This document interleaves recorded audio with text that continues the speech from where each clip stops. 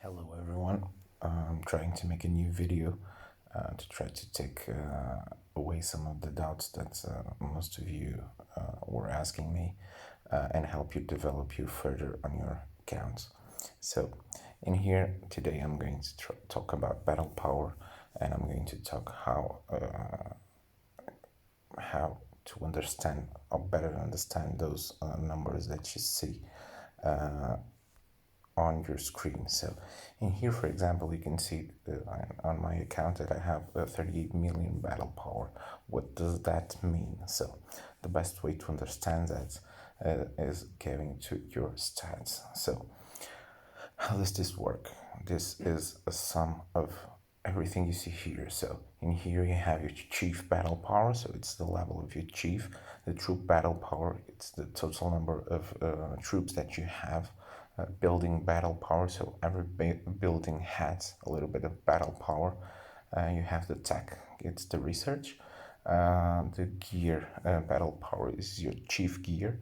You have the hero power, so it's the hero equipment, and hero power, so it's the total number of the total power of all your heroes summed up. So in here you can see why, for example, some people have a low number on the total battle power that you see on your main screen, but are really strong, because you may have, for example, you can see the biggest numbers here are hero power and troop battle power.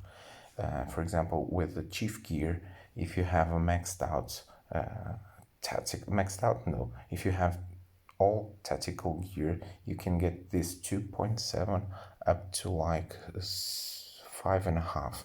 So 5.5 is half the power that you get, for example, from strong heroes. So I have 170,000 troops. That gives me T9, that gives me 8.3. So if I had, for example, 110, this number would drop like to 6. So it's a difference of more than 2 million. If I didn't have all my heroes a little bit higher, I could be at 9. So in here, I would lose also 2 million. And those small differences could mean a full tactical set or not. So in tech, you can easily also go up and down another million. So this is just a conjugation of a lot of different things, and it doesn't mean that if you have a low number on your total battle power that you see on your profile, doesn't mean you're weaker or stronger. It just means that you may have focused on one things more than others. So what you need to concern yourself about is your stats. So in here you can see, for example, your military stats. So this is more important than the number that you see next to your nickname. So in here you can see your basic stats. These numbers are considerably lower than the ones you see in your report, for example. In here, the troop attack, defense, damage, and health is what you get from it's what you get from your research. This is your base percentages. Down here, you have all that you can also get from research and talents on all the specific troops. To these numbers, these ones are very low because you need to add here the percentages that you get from your heroes. So this is just the numbers that you have yourself from everything, equipment, gear, and everything, minus the heroes. So this is a good way for you to check how powerful you are. You go through your numbers, you see where you need to improve. In these stats, you have to focus. For example, infantry is the type of troop that is the first line of defense. So it's the shields. So you need to have infantry with big defense. Okay.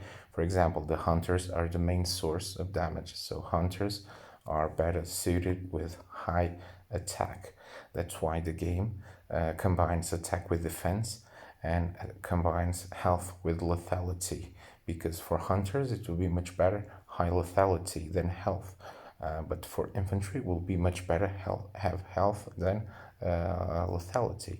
So this is the numbers that you need to worry about and the stats that you see on your reports. So even if you have a low amount of battle power next to your profile pick, it doesn't mean that you are weak. You need to concern on your true power. So just to give you here an example, I'm just going to try and kill a quick Finn. So I'll just do a normal attack so that we can analyze afterwards the report. So in this video I'm trying to analyze all this power, the power explaining to you, analyzing the report, and trying to do a quick check on all the heroes that are available for you, so you can have a general idea or where you should move, how you should move your account going forward, so you can make better decisions. By no means this is a rule book, so what I'm saying here is not fixed. I'm just trying to give you a point of view on how things might work, because some of these things I'm not also 100% sure.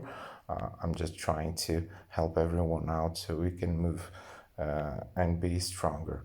So in this case, we are going to see how the percentages translate, the percentages that I've shown to you can translate on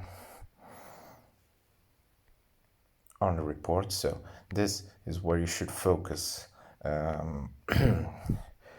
in attack on your stats. So you can see these first four are the ones that I showed you on the stats profile. In here, infantry attack, if you remember, the other number I showed you was around 100%. In here shows 228 because it's that number plus my infantry boost from my heroes. So you can see that my hero, Nicola, gives me 120 something percent. So that's why these are the final numbers. So these two on the bottom are the extra boost provided by the specific characteristics of my heroes. Okay, so these are the important numbers that you need to focus, that you need to improve. This is a sum of your research, your talents, and your gear and your heroes. Okay, so next thing I want to give a quick look, trying not to get this video too high, is your heroes. So in here you need to focus in a few things. The higher the tier, the better the hero, of course. So I'm not talking about the blue ones, because in most cases we won't need to use them. So a hero is divided on three categories. You have the riders, you have the hunters, and you have the infantry. So in here, for example, Jane is a rider, Eva is a hunter, and Chef is an infantry. So in this case, epic heroes only have one more characteristic and one buff. So in this case, Jane is infected. So what it means is, in terms of military, here you can see that he has troop infected health. So what happens is, when she's on your rally, your health against infected goes up 46.5%. All these percentages, all these numbers that you see here are subjected to the level where your hero is. So in this case, the higher she goes, the better these numbers are. Since they are epic heroes, the numbers will never be truly high, because legendary heroes have much better stats. So in this case, Jane is not very good, because when you're attacking infected, you would rather have attack than health. So in this case, there are no really good uses for Jane. So we go to Chef. Chef, as you can see here, is a gatherer. So this means that he gives boosts on wood gathering. So in this case, Chef has a march capacity of 9895. This march capacity is the same for Jane. Why? Because they are both level 60. When you increase the level of your hero, it increases the march capacity. So in this case is 9895. You can see here the development and the skills on the bottom. The next one is also Travis Infected. The best part on Travis is the fact that he gives a squad and a shift stamina consumption decrease, so it's minus 20%. So the best use for him, even that he has that infected march speed and infected lethality that are also kind of useful, the best part is the lower stamina consumption. So the advice for Travis is get him to a nice level and use him on your daily tasks against infected, against plagues, against everything, so you save stamina. So next one is Eva. Eva is under siege. Siege heroes are heroes that are good on attacking purposes. So what this means, you can see the march capacity is the same. What it means is that when she's on your rally, your enemy's settlement troop health takes a hit. So when she's attacking the settlements she is attacking, they get minus 14% in health. So it's a nice quality. The only problem is usually you don't attack with epic heroes, but she's kind of nice. The best part on Eva is her first skill. I will explain to you on the next video why the first skill is important. So next one is Mike. Mike, as you can see here, is also gatherer, so you can see that he has food gathering speed bonuses. So in this case, the biggest quality for Mike is not military, is explorer. Why? Because you can see here you have the sure shot skill. So this is good while doing exploring missions because he has a critical hit that can deal huge amount of damage. So this is good against bosses. So exploring menaces, exploring matriarchs on plagues, for example, it's quite nice. So it's a very limited use, but it has some kind of use. So next one is Sarge. Sarge is also infected and hunter. I got mine to level 70. So in this case, you can see that bonuses are a little bit better than all the other epic ones. So Sarge, the important part of Sarge is not the extra infected bonus because, as I said to you, against infected, the most important part is attack, not defense. But in terms of health and lethality, since it's a nice level, it has nice numbers also. In this case, since it's a little bit higher in level, also his march capacity went up to 10.4. That's a nice number. The most important part with Sarge is the gun turret. I will explain to you on the next video why the gun turret is important. So let's go to the legendary heroes. You can see here Trish is siege and patrol. Patrol means she's good on the defensive side. So let's see the basic benefits. In here you can see enemy settlement troop attack. So she debuffs the defensive side's attack and settlement troop lethality. So this means if you put her on your settlement, on the barricade defending, when you get attacked, your troop gets a lethality boost. So it's quite nice. So it's a versatile hero because you can use her attacking and you can use her defending. It's not a fabulous hero, it's a nice one, and it's nice especially because it's versatile. Okay, next one is Wolf.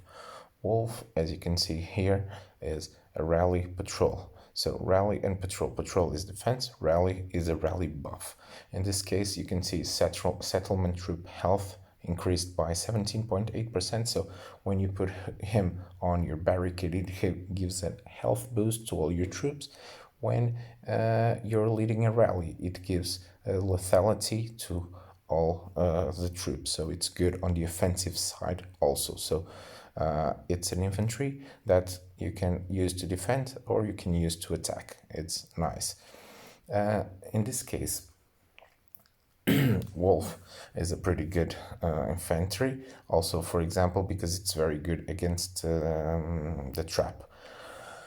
Theoretically, Nicola should be better against the trap, but reading on forums and questionnaires, you can see what I gathered is the troop infected attack bonuses that Nicola should have.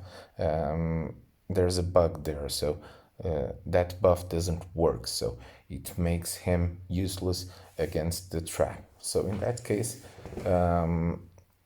Wolf is clearly the best option. Why? Because besides having the chance of big damage, that's the most important part in trap, big damage, it has a 50% chance also to increase the damage that you can put. So it is focused on damage, and when you're dealing with trap, the most important part is damage. So next you have Jeb. Jeb is a hunter, siege, and rallies, so it's good on the offensive side and it's good for rallies. Why? Because the two buffs that it gives is enemy settlement troop lethality, so your enemy gets a lethality debuff and your troops get a rally troop attack buff. So two nice things while you're attacking. Also, that the skills that he has, AP shot, death drone, are also very good on this offensive side. So next one is the first generation heroes, the first three: Lucky, Maddie, and Nicola. Maddie, as you can see here, mine is at level 50, so it's a decent level. Siege rally, so it's good on the offensive side. Why? Because it gives rally troop health. So an enemy settlement troop defense down. So enemies have a debuff on defense. When you're rallying, you get a boost on health. Nicola, we already saw a little bit. It has this troop infected attack that should work against trap, but doesn't. But you can still use him in plagues and everything, and this will work, so it's nice. On rallies, you get a defensive buff. Maddie is a very versatile hero. Mine is level 60, so I'll probably use her for a little bit longer because it's already a very nice level. It has a 12k rally capacity, so it's really good. Patrol and rally. But the buffs that she gives is settlement troop attack, so when she's on the defensive, on the barricade, it gives 45% extra to the attack of your troops. When you're on rally, it gives 15% buff. So it's a very nice hero that gives attack buffs to everyone on the defensive side, on the offensive side.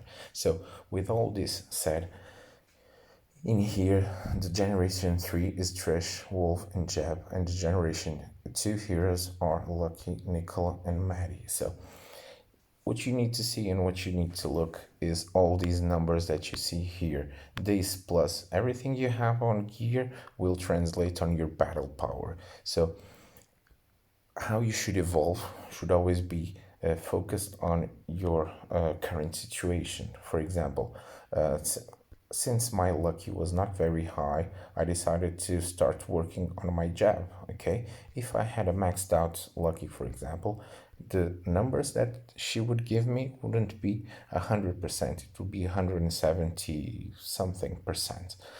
These numbers will be much higher. So, and for me to get jab to those numbers, I will get jab at least at level 60. So, and since these are paying heroes, you have to focus exactly where you think you should go. You should have a more offensive team, you should have a defensive one. You, for infected, for example, you can rely on your epic ones. You don't need to invest in a hero just for a plague or just for this. No, you tend to go for the versatile ones. because most of the times Plague you can use whatever you want. You have to focus mainly on having a very strong attack team. For example, for me at this stage, I would go, if I could max those out, I would go with Wolf, with Jeb, and with Maddie, for example. For example, Nicola could be on the barricade defending perfectly. Trish could also be a defensive hero. So you need to focus on where you want to put your heroes and how you want to move forward with your heroes. So you have to think that in a month or so, 3 new heroes will come out that will be much stronger than these 3. Compared to Generation 3 heroes, raw stats, all of them are stronger. But for example, Wolf will still be better for trap than the Generation 3 infantry hero, and Jeb will still be better than Zoe, that is the Generation 3 hunter. On offense, Zoe has much higher numbers, but it's a bit more focused on defense. Jeb has weaker numbers, but it has a very nice focus on offense. So some of these Generation 2, you can still use them in Generation 3. And for example, even Generation 1, if you have a maxed out Maddie or a maxed out Lucky or even a maxed out Nicola, you can still use them because since they're maxed out, their stats will be amazing and you can still use them for a long time. So what you need to understand is what every single hero does and why they are important and how you can evolve them.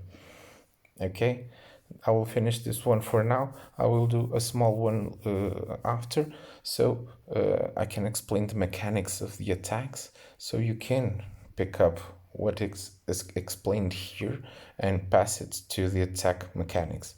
Thank you, guys.